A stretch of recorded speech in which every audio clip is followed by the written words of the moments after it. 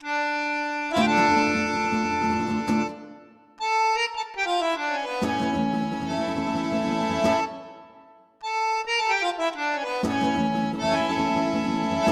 guys, welcome back to Queen G's Recipes, and today I am going to be showing you how to make a no-bake orange citrus cheesecake. So the ingredients you will be needing are a few, but usually ones that you mostly have on hand. So what we have here is 2 cups of heavy whipping cream, which we will be whipping up. Here I have 2 1/4 cups of Maria biscuit cookies. Now, you can use digestive cookies, you can use graham crackers, or even graham cracker crumbs. You can use any cookie of your choice. We also need 2 8-ounce packages of softened cream cheese at room temperature. Here I have 1/2 cup of melted butter. We'll need 1 orange, 2 teaspoons of vanilla extract, 1 package of orange flavored gelatin or jello, and we're going to be using a pinch of salt. Now, to make our no-bake cheesecake, we will need an 8-inch springform pan, like I have here. If you do make it in a 9 or 10-inch, it will be a lower cheesecake in height, but that's totally up to you. If you want to make a bigger cheesecake and double the recipe, that's fine as well. So let's move on to our next step. Also be needing 1 cup of icing sugar, also known as powdered sugar. Guys, so into our food processor, we're gonna place our biscuits, and we're going to crush them until they resemble a fine crumb.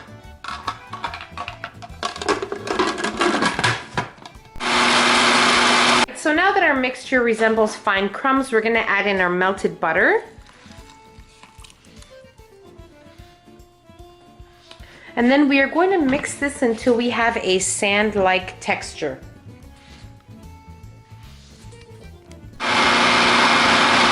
So now that that's done, we're going to place our crust into our pan. Alright guys, so now we're going to take our crust mixture and we're going to place it in the bottom of our pan. You can use your hands, you can use a spoon. So this is what you want your crust to look like.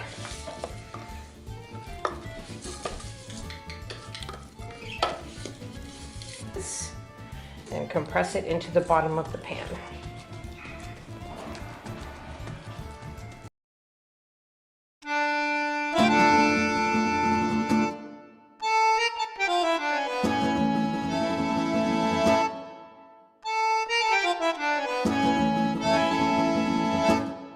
Now that our base is completely pressed into the bottom of our pan, we're going to place it into the fridge until we need it.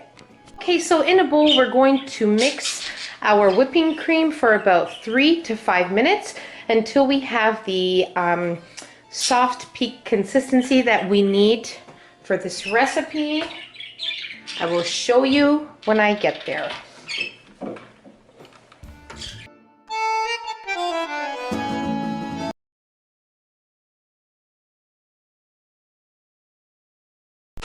Alright, so this is where you want it, the consistency you want your whipped cream at. You don't want to overbeat it, or else you will have a butter mixture instead of a whipped cream mixture. So now I'm going to set this aside and we're going to work on our cream cheese filling. Alright, so now I have placed our 2 bars of cream cheese in a new bowl, and now we're going to beat them until they're nice and creamy, and then we're going to add our remaining ingredients to it.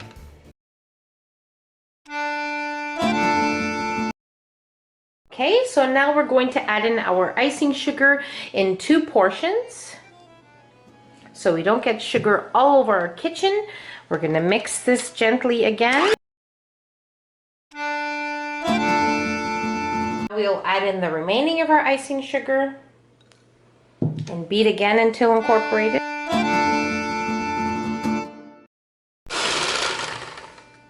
Now we'll add in our vanilla and our pinch of salt.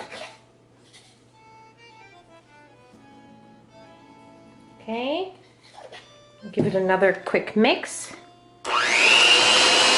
Now we are going to add in the zest of 1 orange.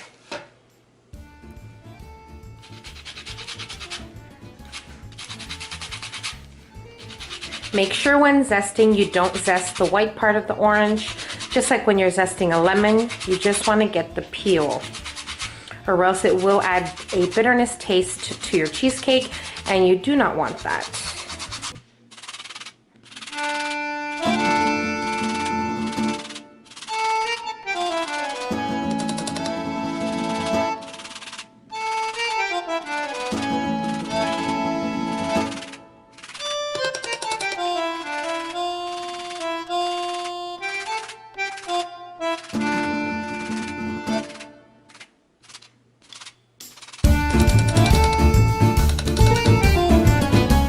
Now we'll give this another mix just to incorporate our orange zest. Guys, so into our cream cheese mixture, we are going to add in our whipped cream that we set aside. So I'm gonna put in half, and then I will add the remaining half once I have mixed this into the cream cheese. Now you want to make sure that you don't beat this with your mixer or your whisk. You want to use a spatula so that we don't lose all the air in the whipped cream.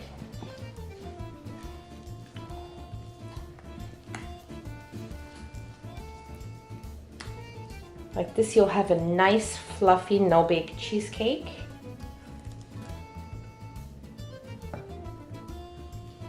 Now I'll add the remaining.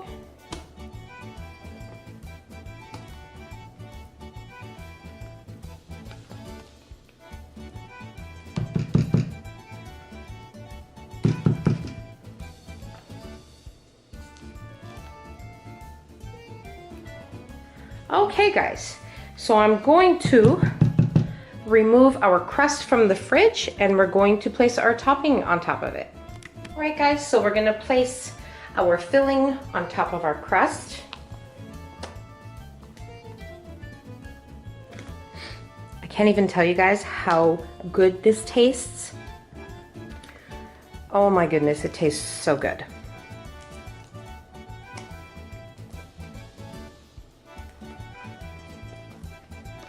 But I guess the only way you'll find out is by trying it yourself, which it is very simple, and I do definitely suggest you guys try it. The no-bake cheesecakes are very easy to make, very delicious, and there's no baking time, so what could be better than that for an easier dessert? I'm gonna take my offset spatula, just even this out here.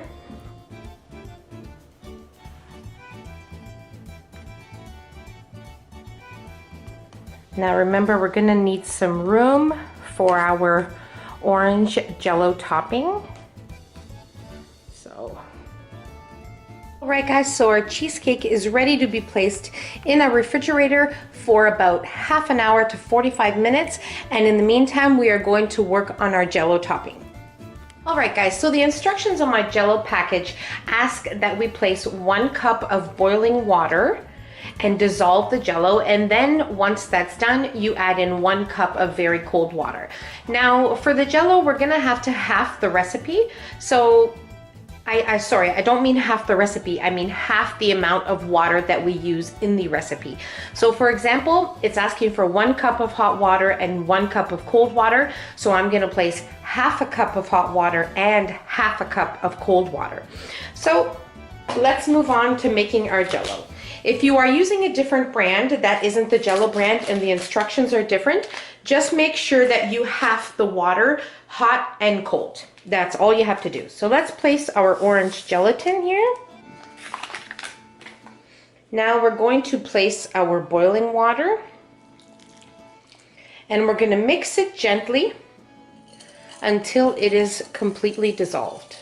Now that our jello has dissolved, I'm going to add in half a cup of cold water. And now we're going to mix again.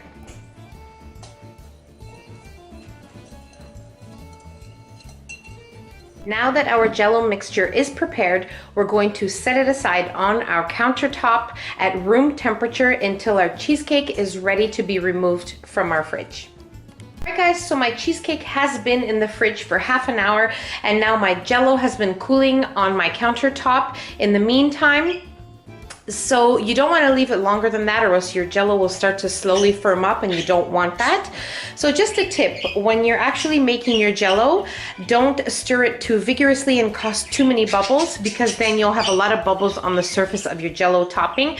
I did that, so what I did was I just removed with a spoon the bubbles from my jello on top, and then we have a nice smooth jello mixture. So with my ladle, I'm just going to gently and slowly spoon this over our cheesecake. Very gently and slowly.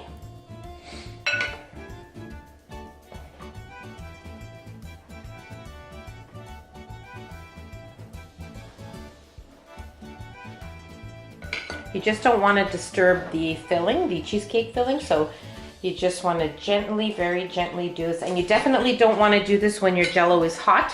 That's why we did prepare it in the meantime while the cheesecake was in the fridge.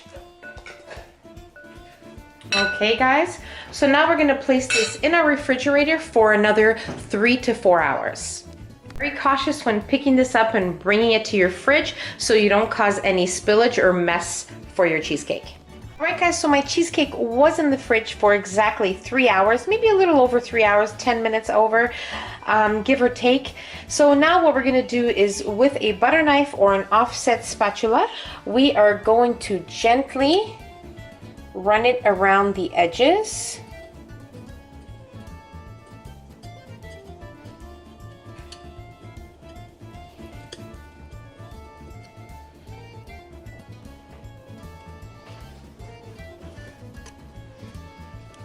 Alright guys, so with an offset spatula, I gently went around the pan 2 or 3 times to make sure that the jello was loosened. I didn't go all the way down, just around the edge of the jello, and I easily and very slowly released it, and it was perfect. Nothing fell apart.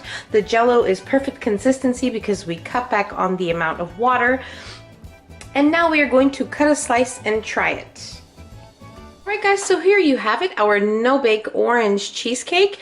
Very easy, very simple, no baking needed, and definitely worth a try. The only thing that you have to wait for is while it's in the refrigerator, and that's pretty much it. Alright guys, so I just want to mention as well that the longer you keep it in the fridge before cutting and serving it, the better it is. So if you want to make it the night before, prepare it in the evening to have it the next day, it is perfect. But I did leave it in for a little over 3 hours, and it is perfect the way it is, but I do suggest the longer you have it in the fridge, the better it is.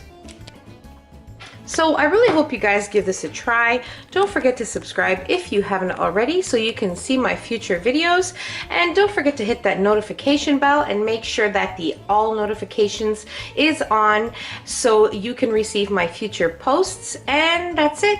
Take care. Thanks for watching. See you in my next video. Bye.